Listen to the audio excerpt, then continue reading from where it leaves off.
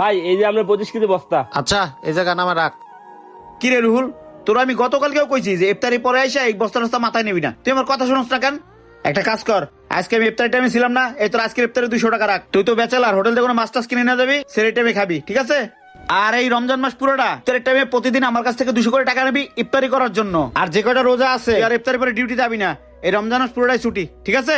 আচ্ছা ঠিক আছে, আদাব দাদা। রোজারিকে শুলে সেরা দিছে, চুরিটা পাইয়া ভালো হইলো। এই নেমাইদা, আপনি কি পাগল হইছেন? আপনার কি মাথা ঠিক আছে? কর্মচারী গো এভাবে মাথা উঠে নাচতেছেন, পরে তো ফাঁকিবাজি হয়ে যাবো গা। আপনি জ্বরে প্রতিদিন ইফতারের জন্য 200 করে টাকা দিতেছেন, মাসে আইতেছে 6000 টাকা। আর আপনার মাসে বেতন দেন না? আর বেতন কত? হ দাদা, বেতন দেই 12,000 টাকা। আপনি ওরে বেতন দিতেছেন 12,000 টাকা, আর ইফতারের জন্য 200 করে দিলে হয় 6000, টোটাল পরে 18,000। এটা একটু বাড়াবাড়ি হয়ে গেল না নিমাইদা? তারপর ও সারাদিন রোজা রাখে, করে হইলো ফাঁকিবাজি। তার মধ্যে দিনে 2-3 বার নামাজ পড়বার যায় সময় নষ্ট করে, আবার ইফতারের পরে আরে দিতেছে ছুটি। নিমাইদা সারা মাসে